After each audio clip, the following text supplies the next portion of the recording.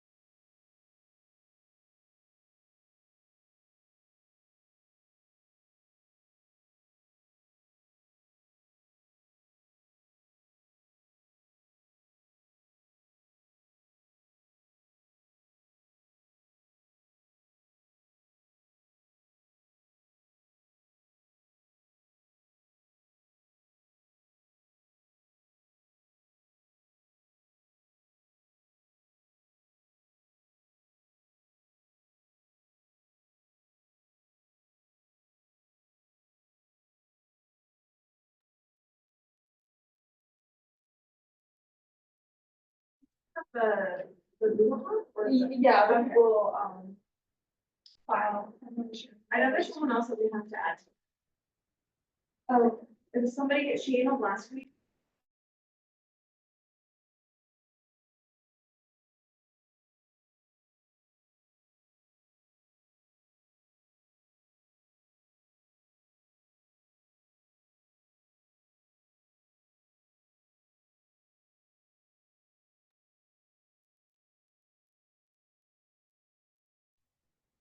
All right. Get this party started.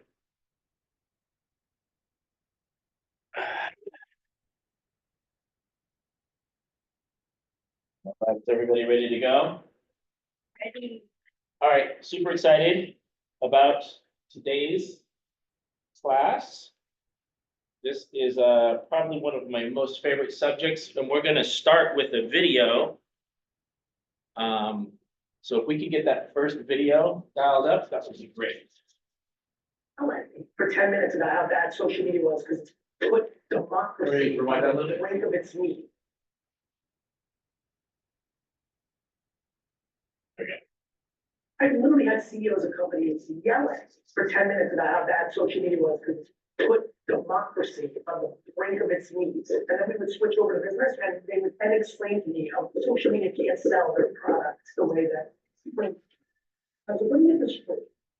Social media is powerful enough to put democracy on its knees, but it can't sell lipstick. Get the hell out of here. I was created and build businesses.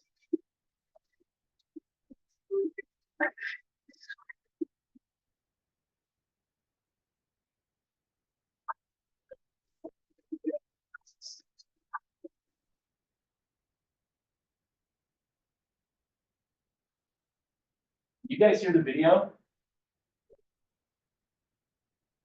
You have one missed call from You Garrett. paused the video? Would you like? No, I on don't- Zoom, we can't hear it. Do they hear us? You can hear us, but you can't hear the video? Correct. The video started out kind of coming in and out, and then it just stopped coming in at all.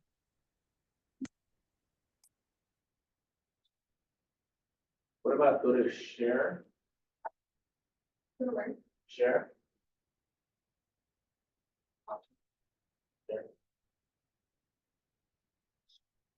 Share screen, you want to go to advanced? Computer audio. Click share.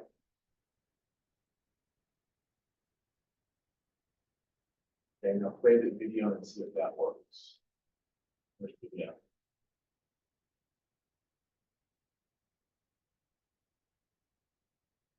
Tell me if this works, Would you like Tracy. to play the message? Why is organic social media the most important thing in business, yet nobody's looking at it? Yes. Okay, can you just back it up to the You know, beginning? it's an afterthought, and nice to have, when it. I literally had CEOs of companies yelling for 10 minutes about how bad social media was, because it put democracy on the brink of its knees. And then we would switch over to business, and they would then explain to me how social media can't sell their product the way that print. And I was like, let me get this straight. Social media is powerful enough to put democracy on its knees, but it can't sell lipstick. Get the hell out of here. I've been created purchase and build businesses.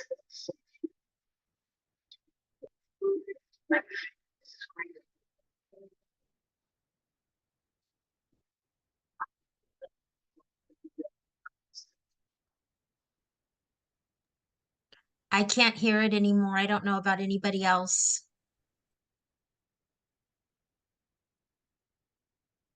Go to the share thing again and try to share the video. See if that'll work.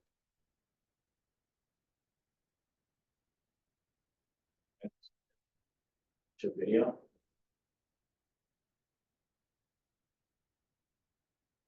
Oh, that's.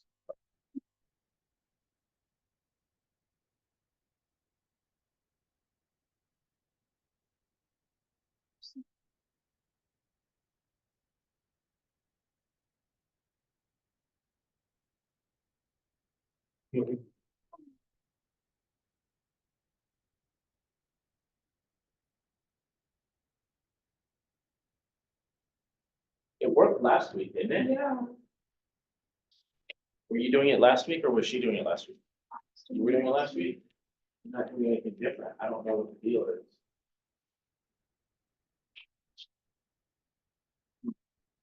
All right, I'm gonna play it for everybody in the room and then hopefully other people can hear it. We're gonna have to troubleshoot this.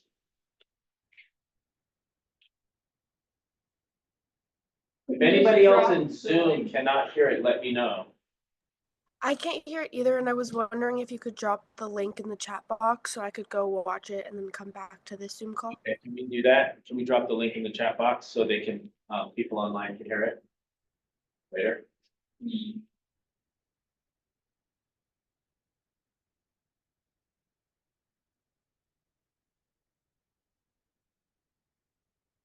It has subtitles, so I think that might help, but we'll see.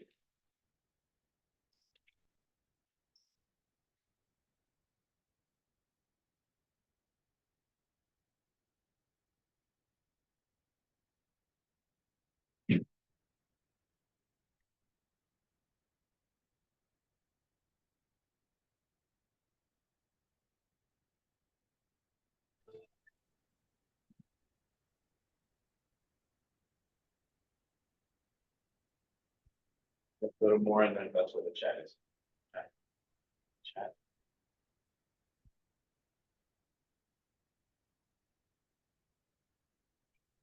I just started to get back to the people in the room.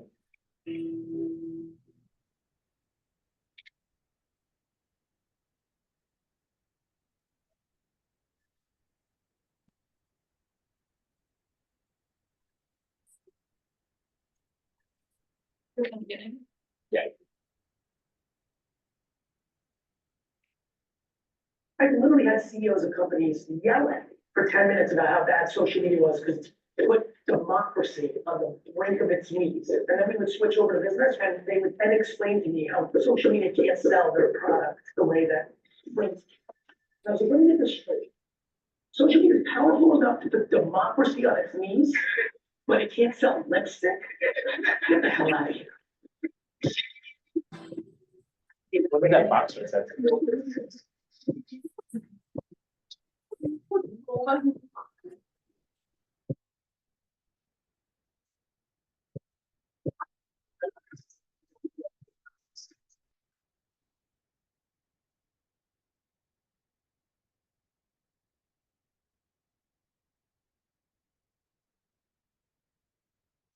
You have one missed call from Gary Vaynerchuk.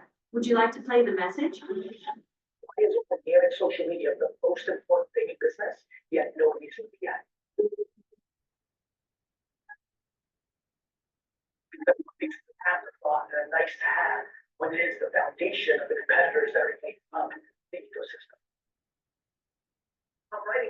it's called day trading attention.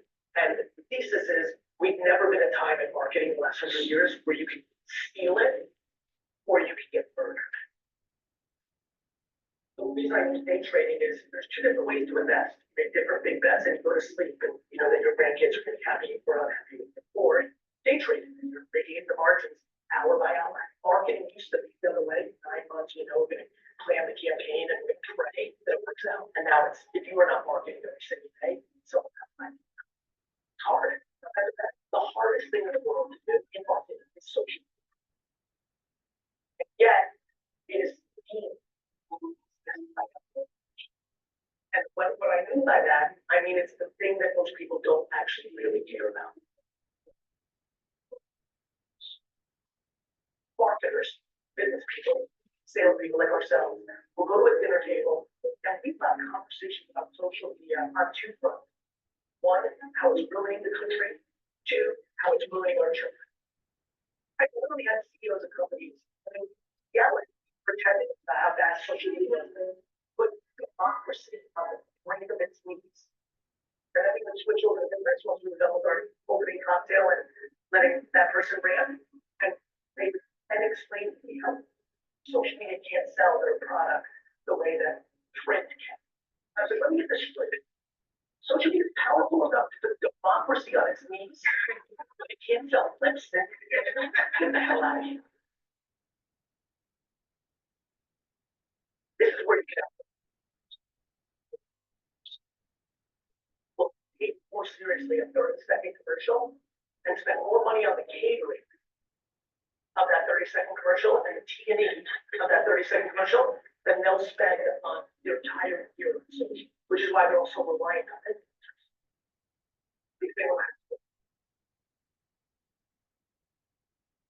Influencer though, what I did for a living is try to get you in a place where you're not at the mercy of the influencer and not at the mercy of the celebrity and not at the mercy. Otherwise, they're like,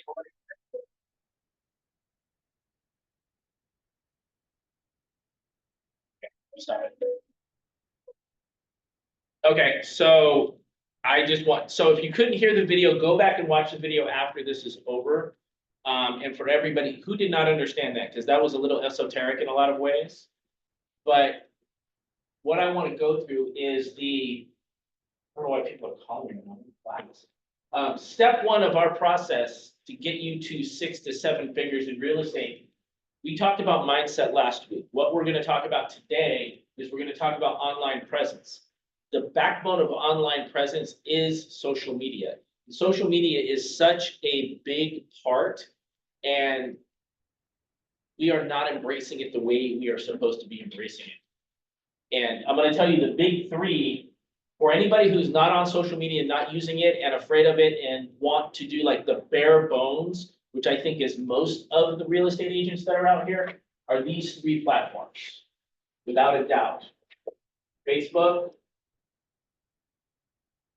LinkedIn, and Instagram.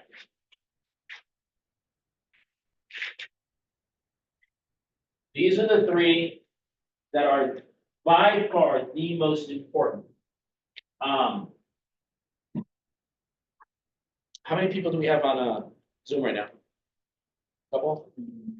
So, I mean, I would love to hear anybody on Zoom or anybody here in the office, like what your thoughts are on social media and where are you at with it? Are you in the beginning? Have you been doing it for a while? Are you scared of it? What do you think? For me, honestly, something new, and I never thought that it would be something that I would like to, but now that I'm in business, I think that it's something that I really needed, and that will help and also boost my business. So I'm really started to think about to start social media because that will help my business. And it's those changes is maybe sometimes I didn't thought that I want to do it. Now I'm definitely will be so helpful and I will start. Yeah. Yeah. And I think that a lot of people don't understand how valuable it is. And it started out I remember when I first got on Facebook, I was asked, I went down to like an admin in the area of the office that I was at, and I was like, hey, are you on Facebook? They're like, no, how old are you? Because at the time, Facebook was for like 12-year-olds.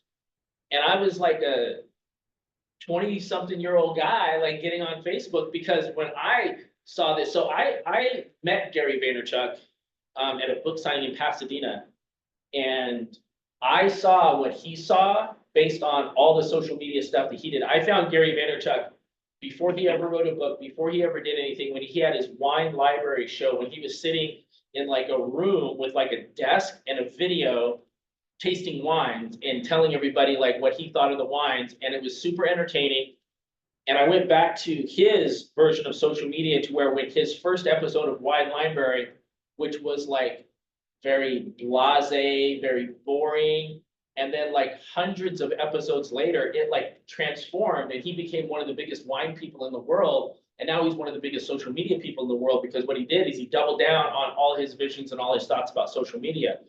And it's just grown from there. And so when I first got on Facebook, like it wasn't anything. No realtors really knew about it. Nobody really did anything about it. And I started playing with it, doing all these different things. And now, like all these realtors are on it, and like the young kids are not on it anymore. They don't have accounts anymore. And like it's for your grandma and your parents and so on and so forth. And now people are gravitating towards TikTok and all these other things. So if you look at my 3 things that I tell you you should be on, Facebook is number 1. And that's because a lot of realtors are on there and your clients are on there. Everybody that's thinking about buying or selling is probably on Facebook.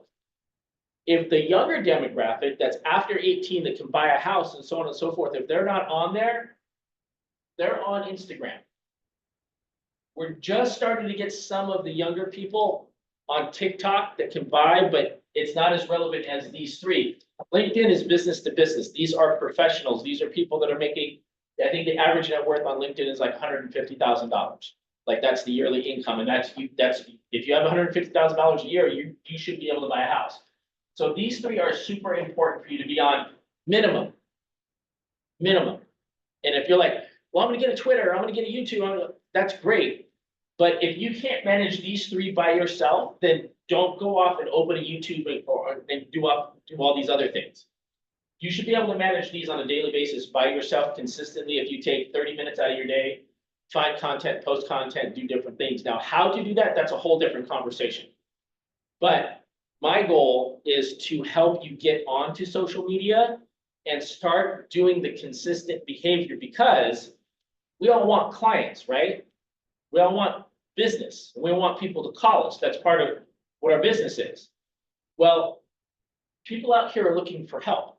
People out there are looking for certain things. You can get people's attention, because the number 1 thing in business, whether you're trying to sell houses, whether you're trying to sell hamburgers, it doesn't matter. You're looking for attention. You want people to pay attention to you. You want people to come into your store. You want people to look at your stuff. You want people to call you. You want the attention. So the attention is the key.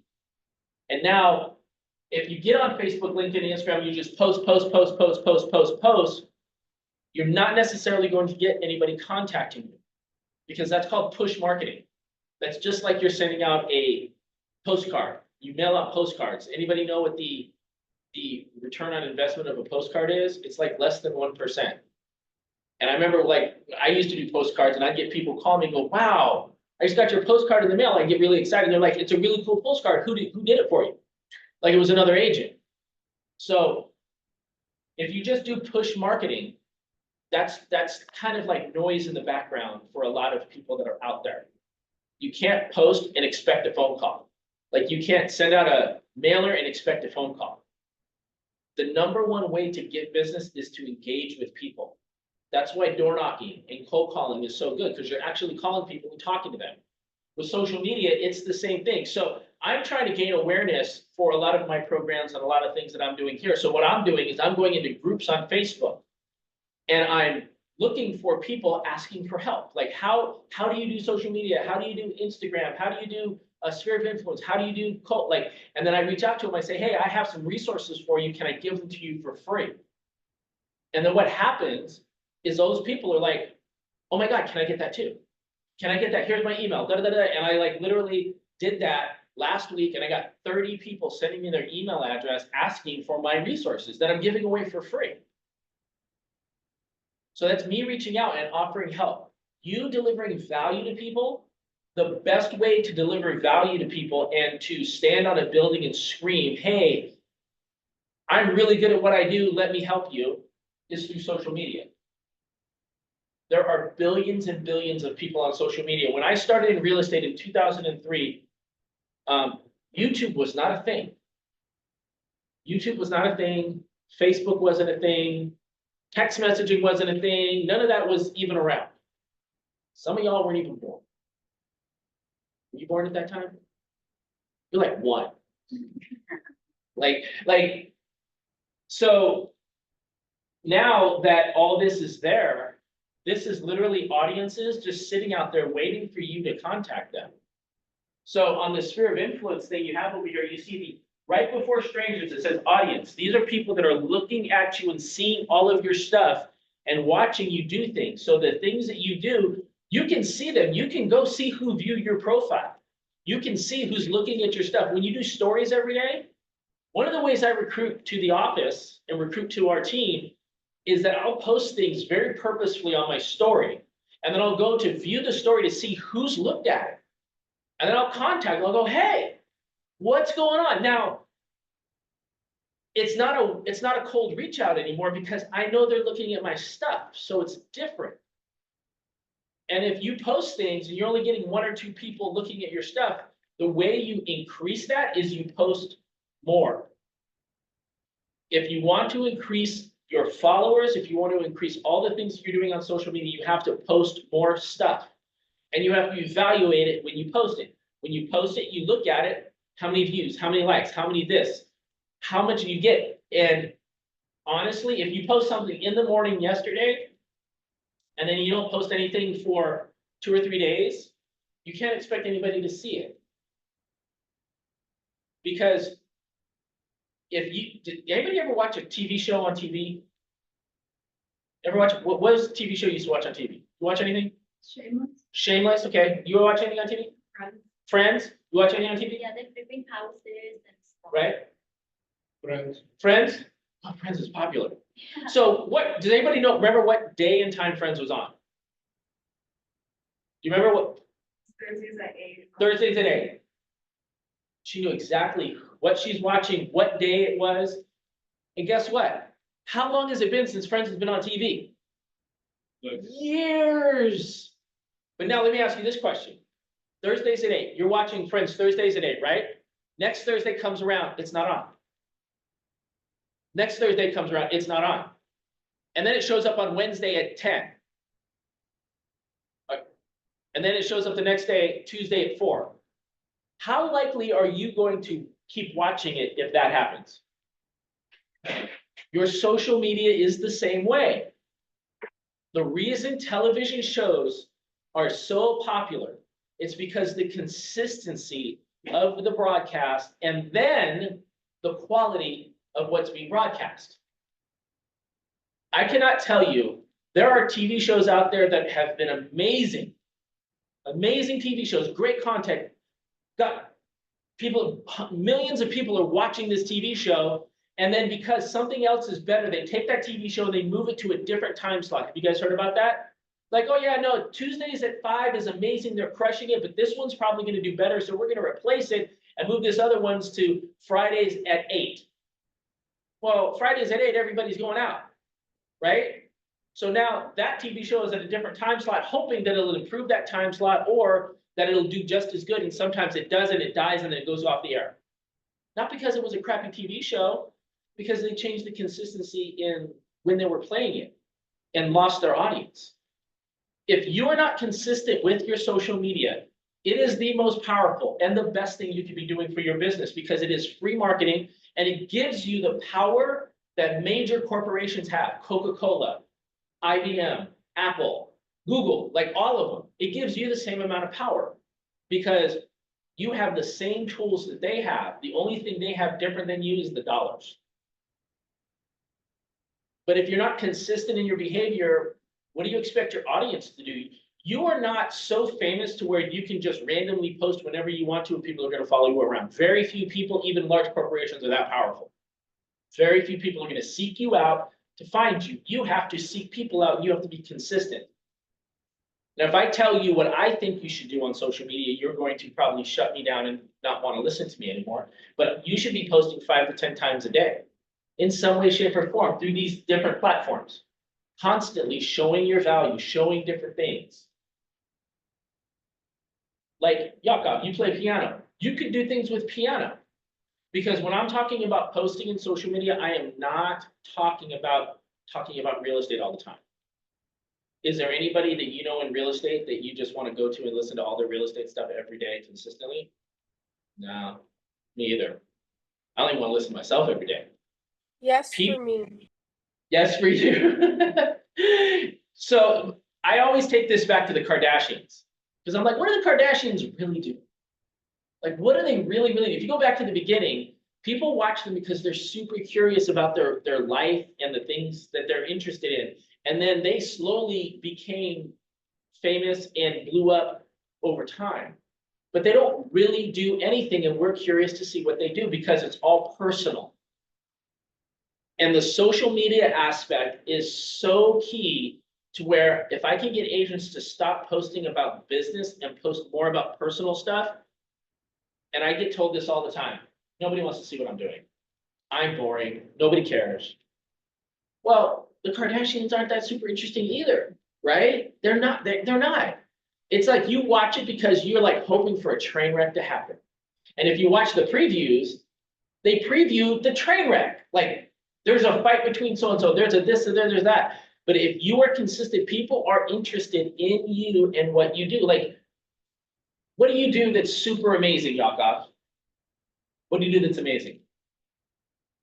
What do I do is amazing. Uh-huh. Playing and teaching Playing and teaching what? piano. Piano. Now, does any of your people know about that? Have you played and taught everybody you know? Not ever. You can. Do you know how? You video yourself. You video yourself you're playing, you give piano tips, lessons I've learned from piano that have helped me in life. Like you can teach people piano through video just by showing what you do. How did you learn? What did you struggle with? Who's the most famous person you taught? How many people have you taught? Like we could sit down and come up with like 1,000 different things you can just randomly talk about. But if you do it yourself, it's super authentic. And if I had to tell you, I think it should be 80-20 personal, business. Why 80-20? Because do you guys see anything online or on TV about real estate, about interest rates? You guys see that, right? Like people talk about interest rates in real estate almost whenever you turn on the radio or whatever, especially in California. So why do they want to hear it from you 100% of the time? Nobody does. Nobody does. But they need to know that you're in real estate. They need to know that you know what you're doing. Right? Like if you go walk around and look at open houses, like do a story. Like coming out to this $12 million property in Malibu and do stories about things in real estate that you're doing. Like like Tracy and I will go on a vacation somewhere. I'll take a photo of like a house and I'll be like, oh my God, this is like $800,000. It would be like 10 million in LA. Like I would do something like that. You know, just little things connecting myself to real estate. But then the 80% is personal. People in business want to know you, like you, and trust you, right? Know you, like you, and trust you. So all the people in your database probably know you in some way, shape, or form. Do they like you? How do you get people to like you? So in negotiating, what I've learned is that the way that I get people to like me when I go on an appointment that I've never met before, it's called mirror and matching, right? If they're sitting there and they have their arms crossed, you know, I cross my arms or something. I try to repeat back to me what they say. So they like to hear their own words. I make sure I know their name. There's all these little things that I do. But another way to say mirror and match is to create commonalities. And people will like you when they feel like you have something in common. Oh my God, I have dogs. Oh my God, I have 3 kids. Like if there is a single parent with children that would ever sit in my seat to come to my office, I'd almost have 100% closing rate. Because I was a single parent with 3 kids for so long that like, I sat him down and like, we just had immediately things in common because we were single parents with kids. You know, if anybody, I remember one of the toughest listing appointments I ever went on. I had an agent come to me and go, oh my God, I got a sign call. It's like the most expensive house in this city. And I'm scared. And I'm like, well, let's go. And so I went with this agent when I was a team leader. I went with this agent to this property and, you know, I had no clue. I knew about the property. I did my research, but I walked around the house. And when I'm walking around the house with a client, I'm looking for commonalities. I'm looking for things to connect with that person. Do they have kids? Do they have a wife? What does the wife do? You know, what hobbies do they have? And I remember we walked in and he opened his garage door and he had a dojo, martial arts. And in my mind, I was like, Yahtzee, yes. Because I've been in martial arts since I was 16. Like I've competed at super high levels. Like I used to have massive trophies. Like I was like, oh my God. I'm like, how long have you been doing martial? And we knew a few of the same people in the martial arts community. And it's like, we stopped talking about the house. We talked about martial arts. So we sat down at his table and it was like an amazing listening appointment. And what happened was we got to the closing part where our conversation was over. It was time to put up or shut up. And I asked him, I said, so are you ready to go? And he said, you know what? I'm actually, and this is the first time I heard this. He goes, I'm actually talking to another agent who's with Keller Williams as well. And this is the part where you usually go, oh shit, because now you have competition. I wasn't too worried because, you know, I had a pretty decent track record in the past. I was running an office. And so like I had a lot of power. But then he was like, I don't want to say the guy's name because this is going to be recorded and put up. But at the time, he was the number 2 agent in the San Fernando Valley and Santa Clarita Valley area. He did somewhere around 100 transactions, 100 million in sales. He was number 5 in the world for Keller Williams. Super good friend of mine. I was like, oh, in my mind, I'm like, oh shit. Like, if I don't get this, I'm not sad because the guy's an amazing agent. Still today, he's amazing. He's a beast. I don't sell nearly as much as this guy does. Not even close. And when he said that, I was like, oh crap, in my head. And I was like, oh, okay. You know what? He's a really good guy. I know him really well. We've been friends for probably 8 years. I'm like, you know what? If you picked him, you'd still have, that would be a good thing. And he said to me, he goes, you know what though? I like you. He reached up, shook his hand, and we got the listing. So the commonalities thing is really, really super important. So if you have this audience on the outside of your sphere of influence that you've never talked to, or you don't talk to a lot, and they're just watching you and everything you do, the best thing you can do is make it personal and start showing things that you do in your life. Things that make you relatable, things that make you likable, things that you like to do, because guess what? Somebody else is gonna like that as well. Somebody else is gonna think that's cool as well, and that's gonna pull them closer in your sphere of influence. Like when my wife does tremendous videos, she's really, really good at doing social media videos, reels and stuff like that. I mean, she used to be on TV, so like, that's a whole thing for her. So she's really, really good and the camera likes her. When she does videos and the dogs jump off on her or there's something that she involves with the dogs or whatever, that is such a big deal and people really like that because people love dogs.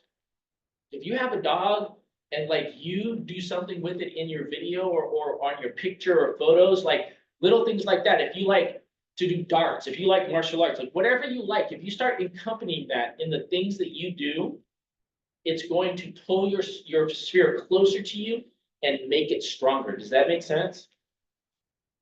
It doesn't have to be about business. The business of real estate is about relationships. It's not about real estate, it's about relationships. You are not buying or selling anything. You're helping somebody facilitate that. So when somebody goes, I need a lead, you don't need a lead. You need to take the people you know and cultivate that relationship, because that one person that you're working on with that relationship, it's not about them buying or selling. It's about them telling all the people that you don't know about buying or selling. And social media is the best place to do that. And if you do not have your social media set up the right way, When I say set up, in every part of your social media, there's a bio. There is a place to put information about yourself. There's a place to share links. So like on Facebook, you should have where you were born, you should have your website, you should have your phone number, you should have as much information as you can put up there that's relevant. Do not put redundant information.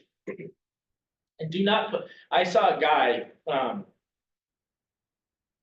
put somewhere between 10 to 15 different jobs on his social media platform. So you can do that. I don't recommend it because people like stability and consistency. And if you look like you've had if I put all the jobs that I've ever had on social media, there'd be like 500. Like you name the job, I've probably done it at some point in my life. And I always tell my wife, like, it's prepared me to be who I am. Like, so, but the thing is that people don't want to see that. And so like, if they look at your profile and you have like all these, no, put the last 5 at most of the things that you've done up there. And put your links, make sure if somebody searches your name and your Facebook profile shows up, they click on that there's a way to find you. I cannot tell you, every time I search somebody and I recruit somebody, I search them first to see where they're at, because especially if they're an agent that is trying to grow their business and has been in the business and they don't know where their business is that I'll search for them to see, is your social media off? Because if I'm thinking about buying or selling a house and I search real estate agents in Los Angeles, and you happen to pop up and you're one of the top 5, and I click on your name and I can't figure out how to contact you, there's 4 other people that will probably be a little bit easier to contact. I'm just gonna move on by. So you want to be easy to contact, and the best way to do that is to make sure that your website, your phone number, your email, all of that is congruent across all platforms. All platforms. Super important. I've had agents in my own office. I remember one time an agent in my office, somebody wanted a notary. And I'm like, oh, well, I know this one agent. It's so cold in here, I can't even snap my fingers. I'm like, some of us don't have a heater. So I knew this person was a notary, and I'm like, oh, God, they weren't in my phone. I didn't have them in my address book. I couldn't find the roster. So I'm like, I'll just search them, search their name in Google. Facebook came up, click, no contact information at all. Found another link for them on some other social media firm, clicked on it, nothing. So you really have to make sure that your information is out there and congruent, because if you're on a social media platform, is everybody on a social media platform? Everybody? You? No? No? I will. You will? I will start today after this one. Okay. I promise. You are. Are you on social media? No. So I smell opportunity. Good. Yeah. Good. I'm glad you're not, because now you can start, and you can start the right way. I know Laura's not on social. Sandra is sort of on social media, but they're not agents. But the thing is that you have to make sure your information is congruent, because when somebody searches you, like, search yourself. Because let's say you meet a client and they're like, oh my God, I'm interviewing you and so and so and so and so and so and so. I always ask, how many people are you interviewing? And then I'll search to see what comes up. And I search myself all the time, because you never know what's going to pop up. I actually have a Google alert. And so if you guys don't know, you can go to Google and create an alert for keywords, like real estate Los Angeles. So what I did is I created a keyword alert for myself. So if somebody says my name, Frank Bernardo, Google will send me an alert. Hey, your name just popped up in this article in Washington. The IRS is like trying to find you. Like, no, I'm just kidding. But you can do that. And so I would recommend creating an alert for keywords of things that you think are important. Luxury real estate in Los Angeles, right? That way, when something pops up, nobody's going to call you and be like, hey, did you know about that one house in LA? And you'd be like, I don't know what you're talking about. You're like, no, absolutely. I saw that article this morning. And then every day you'll get an alert. You just click on it. You see, like, skim through it to see if there's anything important. And if somebody does say something like, so I've had people put me in news articles and blogs and stuff like that. And it's really cool to say, oh my God, because then you can share that or you can comment on it. But it's important for you to know what shows up, because I know that if I Google other realtors that are successful, what's going to show up with them. And then if I know I'm in competition, I'll search what they're doing to see if I can improve or do better than what they're doing. So that's really important. So these three, Facebook. Now, the question I get with Facebook is, should I have a business page or should I have a personal page? You should have both. The reason you should have both is because personal is personal, and that's the way you can make friends and you can message with friends and so on and so forth. And you should have a business one that encompasses both your worlds.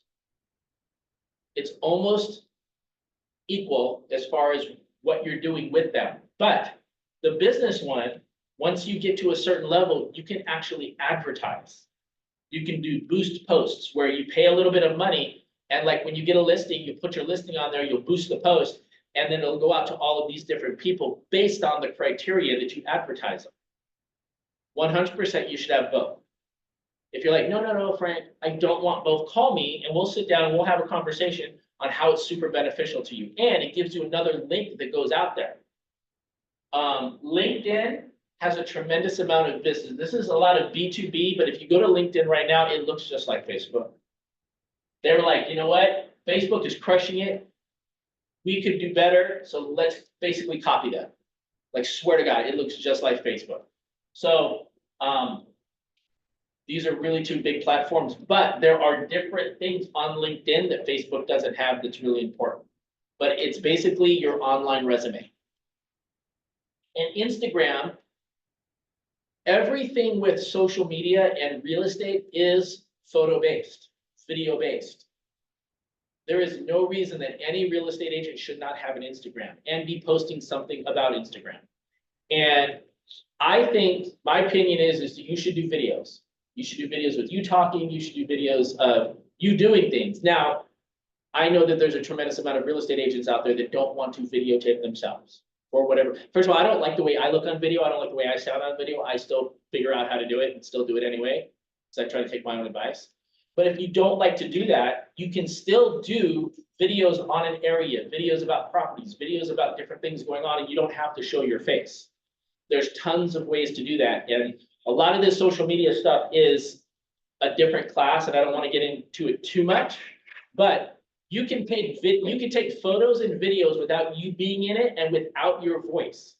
There's actually a way to where you can record your voice and then it will dub your voice in a different way to sound different, so it doesn't sound like you at all. It's kind of crazy and a little cool at the same time. So there's really not a lot of excuses on why you shouldn't do this. All of this is exposure because you're looking for this. You want attention. Has anybody that has a real estate license in here had a come list me lead? Have you guys had a come list me lead where people are like, hey, Sandra, I'm thinking about buying or selling. Can you come over and list my house? Have you had that before? Just once. Just once? Have you had that before? Somebody just called you and say, hey, you know what? We just talked a couple months ago. Can you come list my house? Like, they didn't interview anybody else. They interviewed you and you got it. They did it, but they already knew. Right. You Yeah, know what? Yes, I've had a few. yeah. They're called come list me's. Yeah, but those are real close friends, somebody that. Right, really- but you don't, but you have their attention. Yeah. You get their attention and they pay attention to you and you are the one. You are, they're not talking to anybody else. And if you have their attention, that's when you get come list me's. Can you please write what is it What is what? you just said? Come list me leads? Yeah. That's just people calling you and telling you to come list their house and they're not talking to anybody else. That's all that is. I thought it's some app. No, it's not an app. It is not an app. No, but these are real But- close friends of yours. And the way you get that is you have to get people's attention. And so all these people that are watching you, you have to pull them in. The way the video aspect of social media is so powerful because when people know you, like you, and trust you, they know you because they know you in some way, shape, or form, but they like you because you have commonalities and there's things about you that they think are cool. And you know what? If they talk, if they hear the iteration of what you're saying and the way your voice sounds and the different ways, they're like, wow, I can really relate to that person. The trust part is probably the toughest part. And with newer agents, I find it because you haven't sold very many things. So if you're a newer agent, you haven't sold a lot and you're not out there as much as you should be, it's gonna be hard for people to trust you. But this is where you can go to industry news and stuff the office posts, and you share it to your page. And I know people that have never sold anything, that people are like, oh my God, that guy's crushing it. Because all he's doing is sharing his friends, his teams, his office, all his stuff. He's sharing it out there. Hey, check out, just listed in Malibu, 3.5 million, and he shares something. There's nothing wrong with sharing things on social media as long as if it's not yours, you're not saying it's yours. You can't say something's yours when it's not. But you can say, hey, we just listed, we, meaning the office, Keller Williams West Side, this just listed in Malibu. 3.5 million, 10 million, blah, blah, blah. And you're sharing all of that stuff. Or did you hear about this change in the law? And then you take things from Yahoo Finance, you take things from Inman News, and you reshare that stuff on social media, and you follow industries and you share that stuff. Then it gives the perception of, first of all, you know what you're talking about, and then you know what's going on in the market. And that gives a lot of value. So that develops and the trust. The more you do that, it doesn't matter if you get likes. It doesn't matter. Like people are like, oh, nobody liked it. I don't get a lot. No, no, no, no. People are still seeing it. So the last part of the social media online presence aspect is Google. Google is the most powerful thing on the planet. There is really no argument with that because they have everything. They have email. If you ever wonder, if you have Gmail and you get little advertisements in your Gmail, you get that because they comb your email and they find what they think is important to you. Is that a little scary? Should be. But it is what it is. Like as long as you're not doing anything wrong, you should be fine. Everything you type into Google search, they keep. So if you type in ever, forever. If you watch, so my wife and I, we have these little TV shows that we watch together. We watch Dateline. Don't watch Dateline if you don't like things to freak you out because they talk about how they subpoena Google search documents when somebody kills somebody. And so like they can go back and subpoena all the things you search, like where to hide a dead body. Like that happens, right? And police has subpoenaed Google and they've said, listen, you're searching 3 days before that person passed away, where to hide a dead body. Like, come on. And so they keep everything. Now, I'm not saying that to freak you out. I'm just making a point that they are so powerful. And forever. Well, hold on. Hold on. This is fun. This is fun. I'm going to freak you out even more. Did you know that Apple, every time you do a search with Siri, you go, hey, Siri, blah, blah, blah, whatever you say, they keep that too. Everything you've ever searched with Siri, they keep it. I just think it's fascinating. And it's scary. It could be scary, but like I said, if you're not doing anything wrong, what are you worried about? Don't worry about it. But Google being that powerful, name another search engine for me, somebody. Bing. Who? Bing. Bing, yes. When's the last time you went to Bing? Yeah. There's Yahoo. Yeah. When's the last time y'all went to Yahoo? Right? There's people who have like, Frank Bernardo at yahoo.com. And they never go to Yahoo to search. They just have the stupid email. And I tell everybody, just get a Gmail or get a Google Workspace to where you have it's a whole thing. But Google is so powerful that nobody else goes to anything else. So when somebody types into search, Sandra Killglass real estate, what do you want to show up? That is where a Google business page comes into play. Google business page is probably just as more powerful than your website. Because if you're doing LA real estate and you put enough stuff on your website, all this stuff, because what it does is it links to everything you have. It gives your address to where your office is located. It gives information, and then it gives you the most underutilized tool in the real estate business. Does anybody know what that is? Everybody goes to the wrong place. It's the reviews. Google reviews. Everybody wants to go to Zillow. Stop going to Zillow. Stop. Camera. Stop going to Zillow. Don't put your reviews on Zillow. Zillow is actually another real estate company. So why would you go to RE/MAX and put your reviews on RE/MAX? You go there because that's where the industry standard has led you, and that's where Zillow is really good at search. You can be too. You can be Zillow if you know how to set up your stuff right, which is what we're trying to do here. But if you get every person you've ever talked to and ever worked with again to give you a review, it will go on to Google reviews. And then when somebody searches for you before an appointment, they see your reviews, they see people that like you, they see people that said great things about you, all the amazing things you've done, and there's a link to your website and all that stuff right there in search. Most real estate agents don't have that. And most real estate agents don't even know what comes up when they search themselves. It's super powerful. So besides these three, Google business page,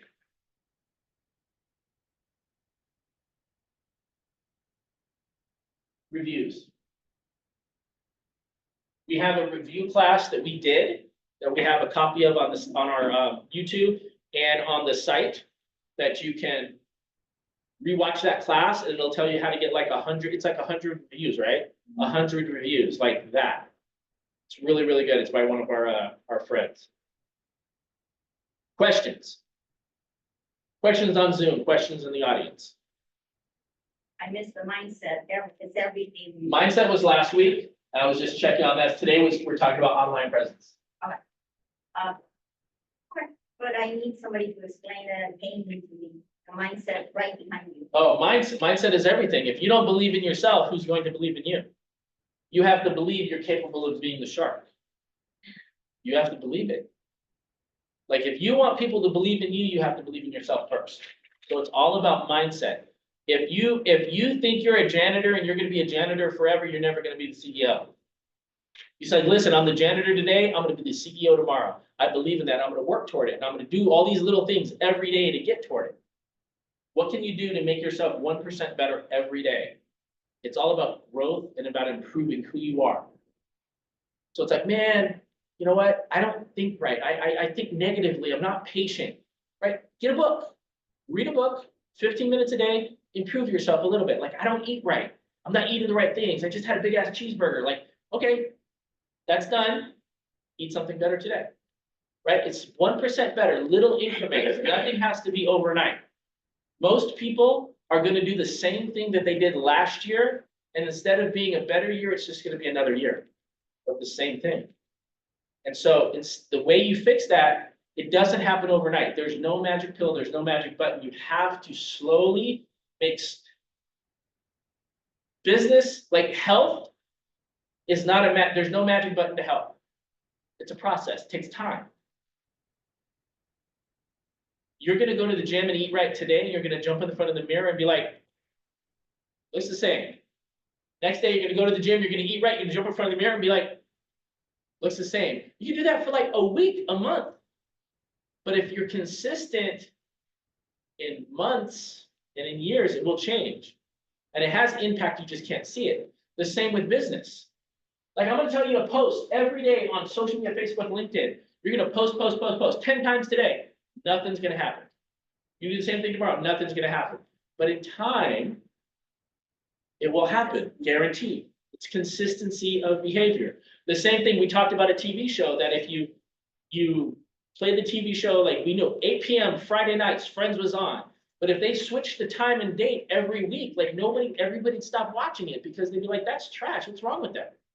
We're not that vested into Friends. Like, who cares about her haircut, right? Only the Friends people get that reference. But you have to be consistent in your behavior, and you have to realize the payoff's not going to happen today. It may not happen tomorrow, but if you're patient and consistent with your behavior, it will 100% happen. But if someone searches you, what are they going to find? 1, 2, 3, 4. These things consistently put together, consistent reviews, consistent posting, consistent photos, consistent posting, like it will happen. People, it'll be undeniable. I'm waiting for the numbers to come out. There's probably over My guess is close to 80 to 100,000 agents that have got out of the business last year. That's my guess. I'll let you know. This Wednesday at the team meeting is gonna be pretty powerful. I'm gonna bring a whole bunch of information, statistics. If you can hang on and stay in the business and you're consistent with your behavior and you try to make, like, your database right now, 300 people. Right? Everybody's got 300 people. I can prove it to you. We can sit down, I can fix it for you. All you need to do, this is all I'm asking you to do. I need you to put this together, post on it every day. And then tomorrow, I want this to go to 301. Right? The next day, 302. But what's gonna happen is that one day you're gonna be calling through your 300 and it's gonna go, oh damn, it's gonna go to 298. I still need you at 301 though. So that's gonna have to have like 4 people and then 5 people. But if you talk to everybody you see every day and make an effort to reach out to people, it's impossible not to fail. It really, really is. It's this consistency around the behavior. Make sense? Questions? Yeah. Yes, I have a question about posting social media, like if we all go to open houses Uh-huh. and we get permission to Yeah. record and make a short video. So when we post it, for example, on Instagram, do we need to add these people in the list in the post? No, just, if you're going to an open house, just say, hey, are you okay if I shoot a couple of stories for my social media? Are you okay with that? Most of the time, they're gonna be okay. Depending on, like, if you have a $20 million house that's an actor's house or whatever, sometimes that might not be okay, depending, because like sometimes there's decor, there's pictures, there's certain things. We've had somebody that was with Disney one time and they're like, you cannot put those photos of the Disney things in a photo, you can't. And so like, you just have to be careful of that, so just ask. And what I would do is keep it super general. What you wanna do is you wanna show what you're doing, where you're at to give you credibility. You're not trying to sell the property, right? If you have somebody that's watching this, that's interested, they're gonna reach out to you, oh my God, where was that house at? I'm super interested, I'm looking for a property. You don't have to say, hey, I'm at 1214, Marina Del Rey Way, and this is 3.5 million. Don't do that. And Okay. either, Always get and permission. either add the. Always the- get permission. And either to, rob the listing agent, like, her page. Huh? And either add the person, because during the weekend, Yeah. we went to look at open house 12.5. Yeah. And she gave us permission, so we record a few things. But I don't know if when it's time to post it on Instagram, do we need to add the listing agent into No. the post? You don't have to. Okay, got No, it. no, no. That's what I- But what I would do is I wouldn't give like location information or anything super specific, because part of it is that you're trying to give credibility to yourself on showing what you're doing and that where you're at and that you're part of these high-end things. And if somebody is interested, they're gonna reach out to you. I've done that. I saw this one person that was like, did this video and they didn't put the price, but the video was amazing. I'm like, where is this? How much is it? And they were like, Austin, Texas, $10 million. I'm like, how can I get $10 million? Man, that's like the first thing my mind thought, because the house was so amazing. That's what you want. You want people to be able to get curious, but showing that you're doing those activities is really cool. And it put, like, if you're only showing 10 million up properties and that's what you're doing, people will start to associate you with that type of luxury. That's what you want, right? So, but it's consistency again. Any more questions? I Right. have a Yes. question. Yes, I just sent. and we'll play the last video. You said to go and look at the high level property. Uh-huh. Can we have in the office this magazine? Oh, we have that magazine. We have the MLS magazine, right?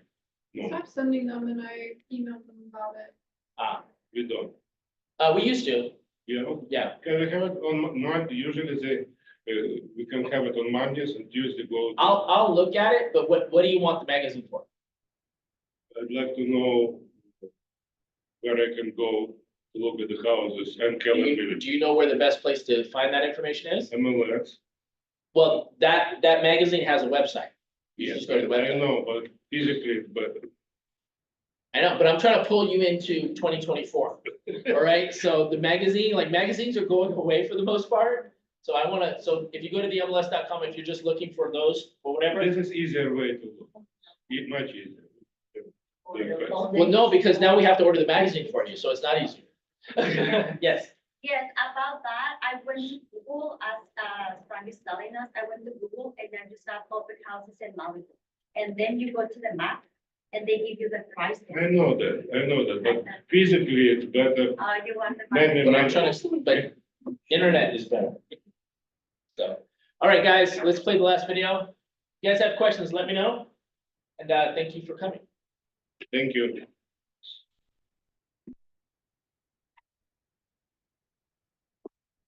Is it close to the office?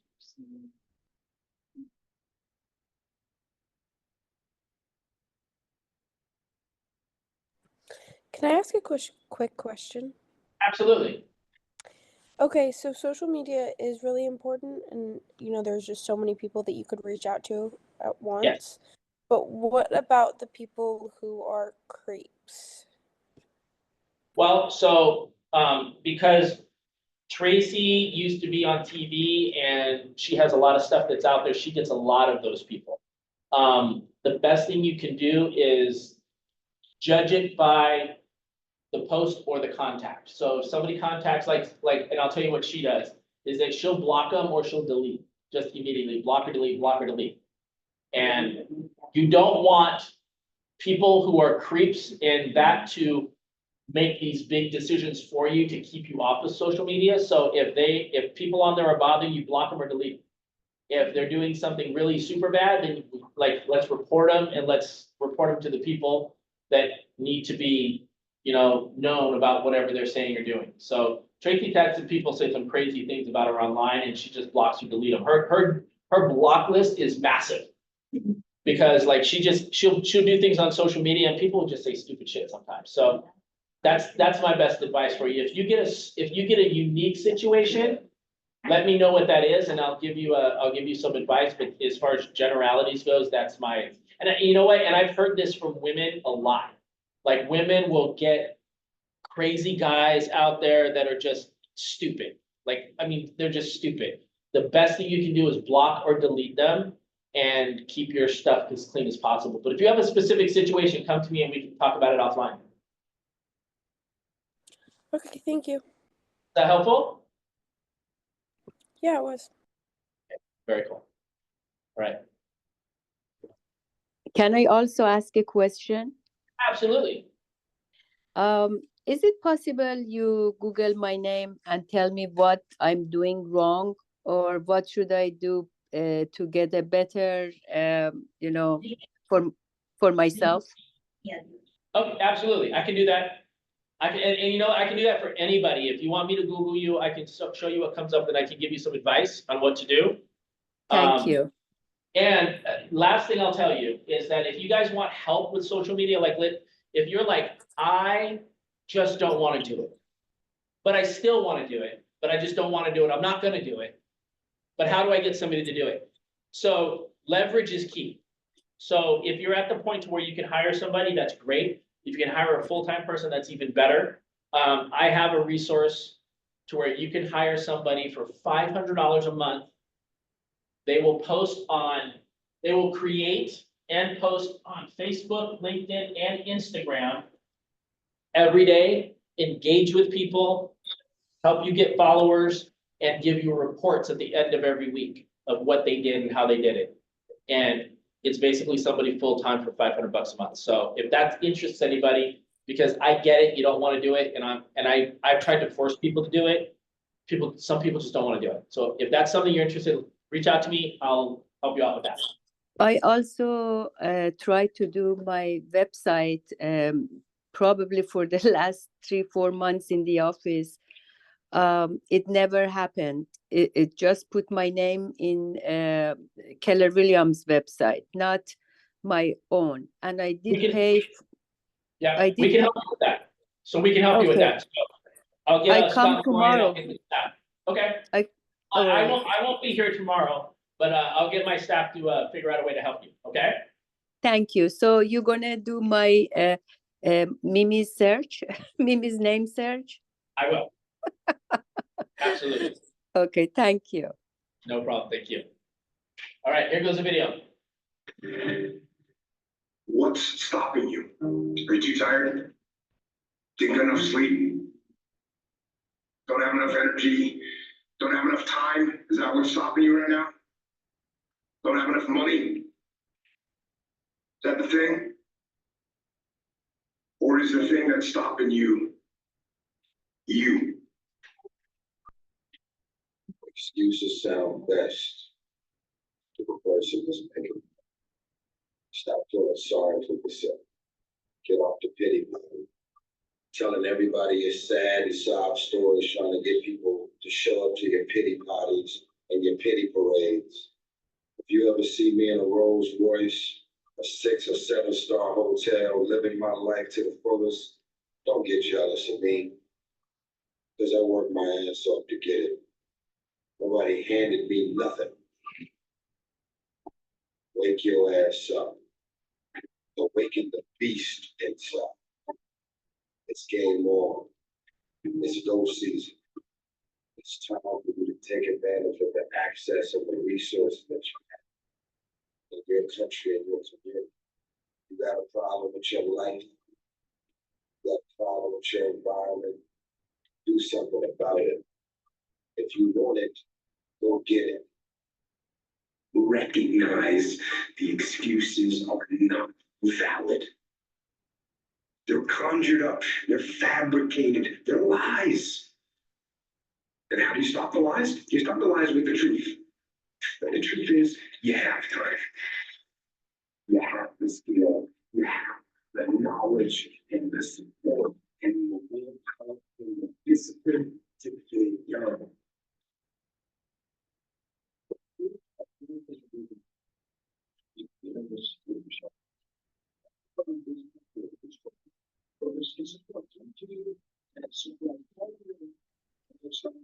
Poor audio.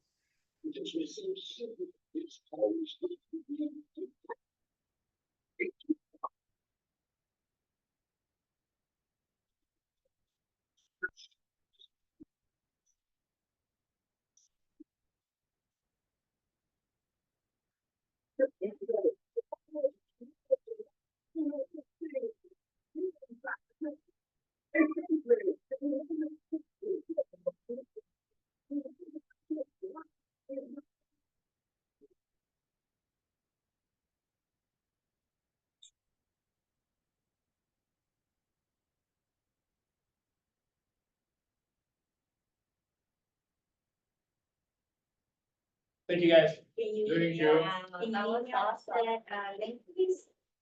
Which one? I want to see you 1,000 times. Yeah. Oh, the that's video? really- Yeah, yeah. Yes, please, 1,000 times.